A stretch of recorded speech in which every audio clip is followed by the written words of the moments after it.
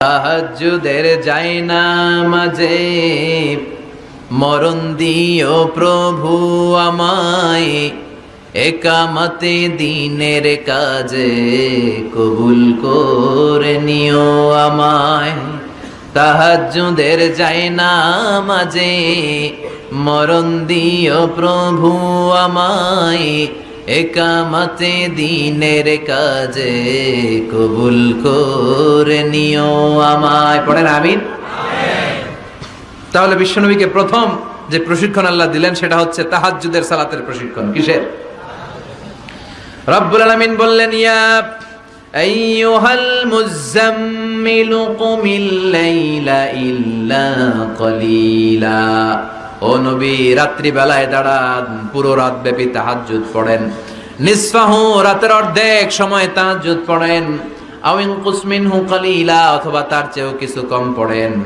আও জিদা আলাইহি, অথবা তার চাইতেও বেশি পড়েন। ও নবী, রাত্রিবেলা দাঁড়িয়ে তাহাজ্জুদের সালাত পড়েন। কিসের সালাত? তাহলে বিশ্বনবীকে মিশনে সফল হওয়ার জন্য সর্বপ্রথম যে ডিরেকশন আল্লাহ দিলেন সেটা হচ্ছে তাহাজ্জুদের ডিরেকশন। কিসের? তাহাজ্জুদ পড়েননি আপনারা? পড়েন? হ্যাঁ হুজুর, ফজর নামাজই তো পড়ি না। কি পড়ি না? তাহাজ্জুদ তো তাদের যারা ফজর পড়ে, যারা ফজরই পড়েন ওরা আবার কি তাহাজ্জুদ? কথা বলেন।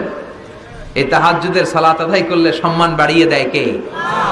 ঘুমের আরবিতে কিছু নাম আছে। ঘুমের একটা নাম হচ্ছে নুআস। নুআস মানে ড্রোজিনেস। বাসে বসে আছেন, বাসে ঝুলে আপনিও ঝুলতেছেন, এরকম হয় না? ঝিমুনি, এটার বলে নুআস। আরেকটা হচ্ছে সামান্য হালকা লাইট স্লিপ, সামান্য ঘুম, এটার বলে পাওয়ার ন্যাপ। হালকা হালকা ঘুম, ঘুমও আসছে, আবার কে যেন কথা বলে ওইটাও শোনা যায়, এরকম ঘুম আসছে না নাই? এটার বলে সিনা। আরবিতে এটার কি কয়? সিনা। আরেকটা হচ্ছে ভালো ঘুম, এটার বলে নাউম। এটার কি বলে? তাহলে পাইলাম নুআস, সিনা, নাউম। আরেকটা হচ্ছে জন্মের ঘুম। কিরকম ঘুম? এমন ঘুম যেই ঘুমে ডাকলেও মানুষ উঠে না, যেটা শেষ রাতে আমাদের যে ঘুমটা হয়, রাত ৩টা-৪টার দিকে কম্বল টেনে টেনে আরেকটু ঘুমাইতে মনে চায়, এরকম একটা ঘুম আছে না নাই? এই ঘুমটাকে আরবিতে বলে হুজুদ। কি বলে? সবাই বলেন। এই হুজুদের ঘুমকে স্যাক্রিফাইস করে ওই টাইমে যে সালাতটা পড়া হয়, ওই সালাতকে আরবিতে বলে সলাতুল হুজুদ বা সলাতুত তাহাজ্জুদ। সুবহানাল্লাহ পড়বেন না? এজন্য রাব্বুল আলামিন বলেন, ওয়া মিনাল লাইলি ফাতাহাজ্জাদ বিহি নাফিলাতাল লাকা আসা আন ইয়াবআসাকা রাব্বুকা মাকামাম মাহমুদা। ও নবী, রাত্রিবেলা দাঁড়িয়ে আপনি তাহাজ্জুদের নামাজ পড়েন, আশা করা যায় বিশাল সম্মানিত মহিমান্বিত জায়গায় আল্লাহ আপনারে বসায় দিবে গো নবী। ঠিক কি না? তাহাজ্জুদের সালাত পড়লে মর্যাদা বাড়ায় দেয় কে? মুমিনের বৈশিষ্ট্য, তারা রাত্রিবেলা তাহাজ্জুদের সালাত পড়ে। ইমানদারদের বৈশিষ্ট্য, তারা হলো ফুরসান আন-নাহার রুহবান আল-লাইল। রাত্রিবেলা তাহাজ্জুদের জায়নামাজে কান্নার ঝড় তুলে দিনের বেলায় ঘোড়া হাঁকিয়ে জিহাদের ময়দানে জিহাদ করে। ঠিক কি না? দিনের বেলায় চলবে কি? জিহাদ। জিহাদের কথা বলাতে ভয় পাইছেন? হ্যাঁ, অনেকে এখন জিহাদের সাথে জঙ্গিবাদরে লাগায়, এরকম ডাকাইত আছে না নাই? জিহাদের সাথে সন্ত্রাসবাদকে মিলাতে চায়, চিল্লায় কোন ঠিক কিনা? জঙ্গিবাদ আর সন্ত্রাস এক জিনিস, জিহাদ আরেক জিনিস। জিহাদরে ফরজ করছে কে? আর জঙ্গিবাদকে হারাম করেছে কে? জঙ্গিবাদকে দমন করার জন্য আল্লাহ তাআলা জিহাদের মতো বিধানকে ফরজ করেছেন, চিল্লায় বলেন ঠিক কিনা? যারা হকের পক্ষে, যারা কল্যাণের পক্ষে, যারা মানবতার পক্ষে, এরা হচ্ছে মুজাহিদ। আর যারা হক সহ্য করে না, মানবতাকে সহ্য করে না, শান্তির কথাকে সহ্য করে না, এরা হলো এক একটা জঙ্গি, চিল্লায় এখন ঠিক কিনা? আবু জাহেল ছিল জঙ্গি আর বিশ্বনবী ছিলেন মুজাহিদ। ফেরাউন ছিল জঙ্গি, মুসা আলাইহিস সালাম ছিলেন মুজাহিদ। নমরুদ ছিল জঙ্গি, সাইয়েদনা ইব্রাহিম ছিলেন মুজাহিদ। বাংলার জমিনেও যারা হকের কথা বলে তারা হচ্ছে মুজাহিদ। আর যাদের হক সহ্য হয় না, ইসলাম সহ্য হয় না, কোরআন সহ্য হয় না, এরা এক একটা সন্ত্রাস আর জঙ্গি, চিল্লায় এখন ঠিক কিনা? এরা জঙ্গি। আমরা যারা সত্যের পক্ষে কথা বলি, আমরা জঙ্গি না, আমরা মুজাহিদ। আমরা কি? মুজাহিদ। এজন্য মুমিনদের বৈশিষ্ট্য হলো রুহবান আল-লাইল ফুরসান আন-নাহার। মুমিন বান্দারা দিনের বেলায় জিহাদের ময়দানে ব্যস্ত থাকে, রাতের বেলায় তাহাজ্জুদের জায়নামাজে চোখের পানি দিয়ে জায়নামাজ ভিজায়। রাতের আধারে যারা সেজদাতে রয়, দু চোখের শ্রুতে নদী যেন বয়।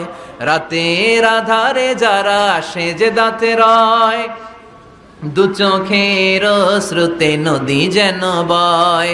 ছলনার হাতছানি যতই আসুক, পেছনে ফিরেও সে তাকায় না। যাদের হৃদয়ে আছে আল্লাহর ভয়, তারা কবু পথ ভুলে যায় না। আল্লাহর প্রেম ছাড়া এই দুনিয়ায় কারো কাছে কোনো কিছু চায় না। চিল্লায় বলেন ঠিক কি না? এজন্য বিশ্বনবীর প্রথম প্রশিক্ষণ নিতে বললেন আল্লাহ, কুমিল্লা ইলা ইল্লা কালিলা। ও নবী, বিশাল মিশন নিয়ে দুনিয়ার বুকে আপনি এসেছেন গো নবী। প্রথম প্রশিক্ষণ যেটা নিবেন, রাত্রিবেলায় দাঁড়িয়ে দাঁড়িয়ে তাহাজ্জুদের প্রশিক্ষণ। বিশ্বনবীর আদেশ করলেন কে? কিসের আদেশ? সবাই কোন, আরো জোরে। ওই মুহূর্তটা তাহাজ্জুদের সময়টা এমন সময়, ইয়ানজিলু রাব্বুনা ইলা সামাইদ দুনিয়া, রব্বুল আলামিন আরশের উপর থেকে দুনিয়ার আকাশে নেমে আসে। নেমে আসে মানে বিশেষ একটা মনোযোগ দেয়, আর দুনিয়াবাসীরা ডেকে ডেকে বলে, গোলাম আলা মিন মুস্তাগফিরিনা গফির আলা। কার ক্ষমা লাগবে ক্ষমা চাও, সব গুনাহ আমি ক্ষমা করে দেব। আলা মিন মুস্তারজিকিন আরজুকালা, কার কি লাগবে আমার কাছে চাও, সব আমি দিয়ে দেব। আল্লাহু আকবার। আলা মিন মুস্তাকসিন আকসুলা, যার জামা দরকার জামা চাও, জামা দেব। ক্ষমতা দরকার ক্ষমতা চাও, ক্ষমতা দেব। নেককার স্ত্রী দরকার, নেককার সন্তান দরকার, সন্তান চাও, সন্তান দেব। সব দেয়ার মালিক কে? কেউ যেটা পারে না পারে কে? কেউ যেটা দেয় না দেয় কে? কেউ যেটা বোঝে না বোঝে কে? আল্লাহ শেষ রাতে আম করে ডাকে, দেওয়ার জন্য ডাকে, কিন্তু চাওয়ার সময় আমাদের নাই। উনি দেওয়ার জন্য প্রস্তুত, কিন্তু এটা তো নেওয়ার লোক লাগবে। কথা কন। বিশ্বনবী তাহাজ্জুদের সময় দাঁড়িয়ে যেতেন ছোট্ট একটা ঘরে, চাটাইয়ের উপরে বিশ্বনবী মা এসে শুতেন, গাদাগাদি করে জায়গা নাই। মাঝরাতে বিশ্বনবী তাহাজ্জুদের জন্য দাঁড়াতেন, আল্লাহু আকবার বলে দাঁড়িয়ে যেতেন, নামাজ শুরু করে দিতেন। বিশাল বড় সূরা পড়তেন, কেরাত পড়তেন, রুকু করতেন, কিন্তু সিজদার জায়গায় সিজদা দেওয়ার জায়গা নাই। সিজদার জায়গায় মা এসা পা বিছিয়ে শুয়ে আছে। বুখারীর বর্ণনা, বিশ্বনবী সিজদায় যে হাত দিয়ে মা এসার পায়ের মধ্যে চিমটি কাটতেন। মা এসা বুঝতে পারতেন বিশ্বনবী এখন সিজদায় যাবে। সুবহানাল্লাহ পড়েন। মা এসা বুঝতে পেরে পা দুইটা সরিয়ে নিতেন, বিশ্বনবী সিজদা দিতেন। সিজদা দিয়ে বিশ্বনবী যখন আবার দাঁড়িয়ে যেতেন, মা আয়েশা পা বিছিয়ে আবার শুয়ে পড়তেন। কি ইবাদত ছিল বিশ্বনবীর! হাত্তা তাতাওয়াররামু খাদামা। মা আয়েশা বলতেন বিশ্বনবী দাঁড়িয়ে থাকতে থাকতে এত সময় ধরে তাহাজ্জুদের সালাত পড়তেন, ওনার পা গুলো ফুলে এরকম টিউমারের মতো মোটা হয়ে যেত। সুবহানাল্লাহ পড়বেন না? দাঁড়িয়ে থাকতে থাকতে বিশ্বনবীর পা গুলো টিউমারের মতো মোটা হয়ে যেত। প্রথম রাকাতে বাকারা আলী ইমরান পড়ে ফেলতেন। সুবহানাল্লাহ পড়েন। বিশ্বনবীর পা যেন ফেটে যাবে, এভাবে হাত বেঁধে দাঁড়িয়ে থাকতে থাকতে বিশ্বনবীর হাতগুলো বাঁকা হয়ে যেত, ব্যথা হয়ে যেত। বিশ্বনবী তখন হাত দুইটা ছেড়ে দিতেন। আবার যখন এনার্জি ফিরে পেতেন, যখন বিশ্বনবীর ভালো লাগতো, আবার হাত বাঁধতেন। পড়েন সুবহানাল্লাহ। তার মানে হাত ছেড়ে দিও নামাজ পড়া যায়। হাত ছেড়ে দিও। মালিকি মাযহাবের কিছু স্কলাররা ওনারা মত নিয়েছে, ওনাদের অনুসারীরা এরসাল করে। আমাদের দেশে কেউ বাদে এইভাবে, কেউ এইভাবে, কেউ এইভাবে। মালিকিরা বাদেই না, কে বাদবি না, কি করবি কর। আছে না নাই? আপনি যদি হজ করতে যান মক্কা মদিনায়, এই আমলগুলো দেখতে পারবেন। এটা সুন্নাতের একটা আমল। হাত ছেড়ে দিলেও যেখানে সালাত হয়ে যায় ওই জায়গায় কই বাঁধবে, এই নিয়ে কিলাকিলি আছে না নাই? উপরে না নিচে, আমিন জোরে না আসতে, আছে না নাই? পেকুয়াতে মাশাআল্লাহ এগুলো নাই। হ্যাঁ, পেকুয়াতে এগুলো আছে। বিশ্বনবী লম্বা সময় দাঁড়িয়ে তাহাজ্জুদ পড়তেন। তাহাজ্জুদ পড়লে আপনার মর্যাদা বাড়ায় দিবে কে? সাইয়েদনা জিবরাইল বললেন, ইন্না শারাফাল মুমিন ফি কিয়ামিল লাইল। বিশ্বনবী বললেন, জিবরাইল এসে আমাকে বলে গিয়েছে মুমিনের মর্যাদা তাহাজ্জুদের নামাজের ভেতর। সুবহানাল্লাহ পড়েন। তাহাজ্জুদের নামাজ পড়লে মর্যাদা বাড়ায় দেয় কে?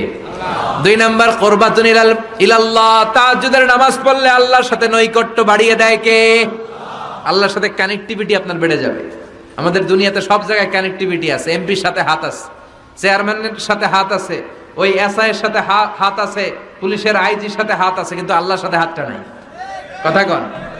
আসল জায়গায় কানেকশন লাগানো দরকার। চিল্লায় বলেন ঠিক কি না? মান লাহুল মাওলা ফালাহুল কুল্লু। যে ব্যক্তি আল্লাহর হয়ে যায় গোটা বিশ্ব তার হয়ে যায়। যে সব জায়গায় যে ধর্ণা দেয় আল্লাহর কাছে ধর্ণা দেয় না, তার কোনো মর্যাদা নাই। আর যে ব্যক্তি সব দিক থেকে মুখ ফিরিয়ে আল্লাহর কাছে যায়, গোটা বিশ্বের সবাই তার দিকে তাকিয়ে থাকে। এজন্য সম্পর্কটা লাগাইতে হবে কোন জায়গায়? তার মানে তাহাজ্জুদ পড়লে মর্যাদা বেড়ে যায়, আল্লাহর সাথে সম্পর্ক বেড়ে যায়। বিশ্বনবী বললেন, মানহাতুনা আনিল ইসিম, তাহাজ্জুদের নামাজ পড়লে তাহাজ্জুদের নামাজ আপনারে পাপ কাজ থেকে বাধা দিবে। সুবহানাল্লাহ পড়ে।